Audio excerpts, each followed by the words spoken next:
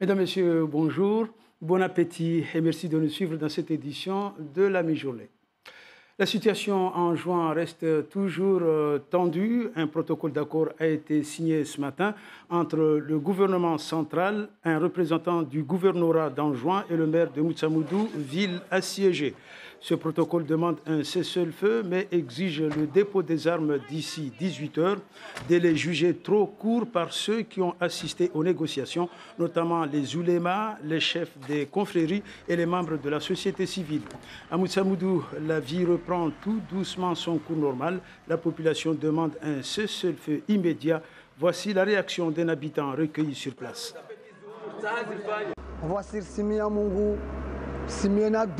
On prie et on espère que les autorités du gouvernement central et de l'île d'Anjouan trouvent un terrain d'entente au cessez-le-feu et réédition des insurgés.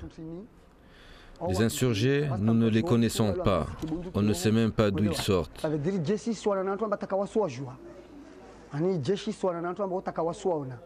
Aujourd'hui, nos vies sont en danger ainsi que nos biens. On a des personnes âgées à déplacer. Ce conflit a assez duré. Nous souhaitons une solution rapide à cette crise. La suite de l'actualité avec la sécurité routière, exercice ce matin à Koungou. Il s'agit d'une simulation pour tester l'efficacité de la ceinture en cas d'accident de voiture. L'opération menée par le Centre d'animation jeunesse a connu cependant quelques couacs. On écoute Atouman Radjabou, il est au micro de Gervais Nucheux et Faharou Seni. Aujourd'hui, on a eu ça, nouveau, mais malheureusement, pour l'instant, on n'a pas encore eu la chance de l'utiliser. Et pourquoi? Parce qu'il y a une panne de courant. C'était pas prévu? Ben oui. En fait, le courant, il y en a, mais le souci, c'est que ce n'est pas suffisant pour mettre en marche la machine. Donc, l'opération a échoué? Je dirais pas comme ça a échoué, non, parce que là, on est toujours en train de voir tous les moyens possibles pour que ça soit en marche.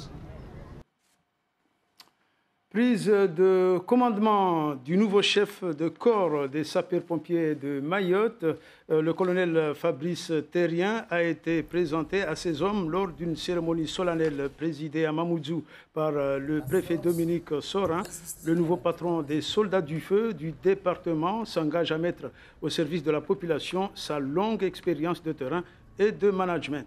Il est au micro de Gervais Nicheux et Faharou Seni. Sur les actions opérationnelles, celles qui sont placées sous la responsabilité du préfet, on a encore du travail à faire dans les études à mener pour dimensionner notre ambition et notre contrat opérationnel. Ça s'appelle un schéma départemental d'analyse et de couverture des risques. C'est une étude qui va nous amener à structurer la réponse pour 5 ans. Et donc, en fonction de cette ambition qui sera fixée dans ce schéma, finalement, le conseil d'administration devra mettre en place un certain nombre de moyens pour petit à petit tendre vers la réalisation de ce contrat. Grosse inquiétude pour les socio-professionnels de l'outre-mer, notamment des Antilles-Guyane, de la Réunion et de Nouvelle-Calédonie. Ils estiment que le nouveau projet de loi de finances va apporter un sacré coup aux entreprises ultramarines. Des représentants ont été reçus hier par les députés de la délégation outre-mer à l'Assemblée nationale. On parle même d'une réunion de la dernière chance. Reportage Karine Zabulon et Nourdine Ben Smaïl. C'est une réforme fiscale de grande ampleur qui se prépare pour les Outre-mer.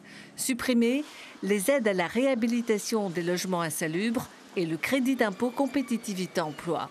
Modifier les aides fiscales à l'investissement. Un bouleversement difficile à accepter, notamment en Guyane, qui a connu une grave crise sociale l'an dernier. Vous aurez des entreprises qui auront des charges supplémentaires à payer entre 5 et 35%. Vous n'avez aucun pays au monde où vous avez un secteur économique qui puisse supporter de telles augmentations de charges. Cela provoque une totale déstructuration du tissu économique du territoire et qui peut aller jusqu'à la fermeture des entreprises et donc à des licenciements. Autre modification, l'abattement de l'impôt sur le revenu, un mauvais calcul politique selon les socioprofessionnels. Quand les ménages qui paient l'impôt et qui bénéficiaient d'un abattement vont payer beaucoup plus d'impôts, en moyenne 2 800 € de plus, c'est 2 800 € qui ne vont pas aller dans la consommation. Et la consommation, c'est essentiellement, dans beaucoup de nos territoires, ce qui fait vivre ces territoires.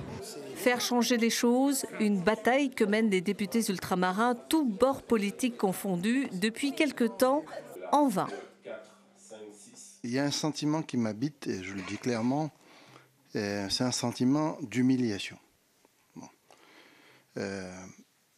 C'est rare de voir une telle mobilisation, et puis de recevoir des réponses qui sont des réponses humiliantes. Mais qu'importe, la bataille sera menée jusqu'au bout. On ne peut pas réformer les Outre-mer sans les Outre-mer. Nelson Mandela disait que ce que vous faites pour moi, sans moi, vous le faites contre moi. Il faudra que le ministère des Outre-mer entende les députés, les sénateurs et le monde économique ultramarin. Le bras de fer avec le gouvernement est donc engagé. Reste maintenant aux sénateurs à se prononcer sur le texte.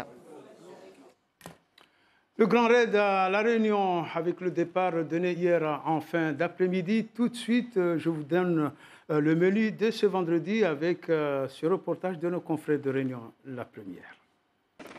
Marla, 8h10, François Daen et Maxime Casajou sont au coude à coude. Les deux leaders de la course arrivent au même moment à Marla. Une courte pause, un sourire complice et ils repartent vers le sentier scout.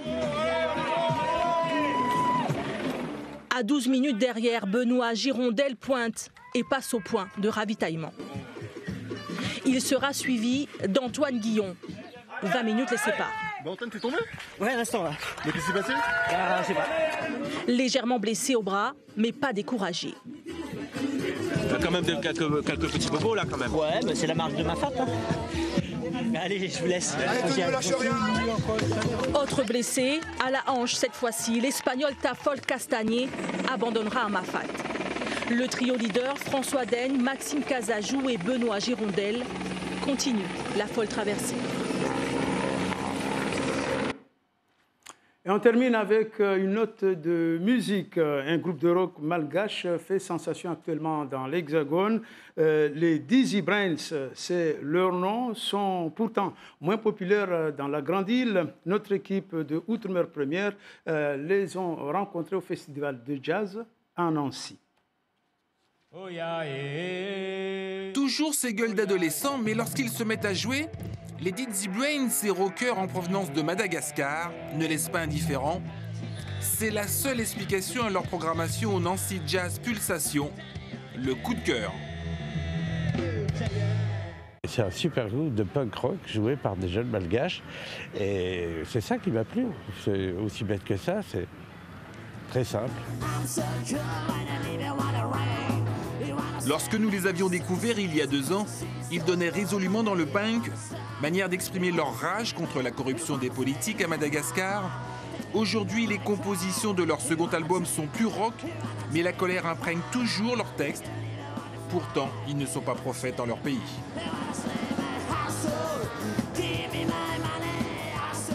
Si vous voulez vraiment changer le pays, pourquoi vous l'avez fait en France ou en Corée ou en Allemagne ou comme ça quoi. Donc tout ce que nous on peut répondre à ça, c'est que on veut partager tout ce que les Malgaches vivent dans le monde entier. Par dédicace à tous les politiciens corrompus du monde entier, qu'ils soient français, anglais, américains et surtout malgaches. Car rançon du succès, ils sont en tournée internationale depuis avril et jusqu'à la fin de l'année. Ils ont aussi signé avec un label français. Ici, l'accueil du public qui les découvre est plutôt bienveillant. C'est génial. Bah ouais, fabuleux, fabuleux. Excellent, excellent. On les réinvite quand vous voulez, j'ai garde à la maison même si vous voulez. Une très bonne énergie, limite punk par moment sur les premiers morceaux. Et un très bon moment. Prochain concert le jeudi 25 octobre à la Maroquinerie à Paris.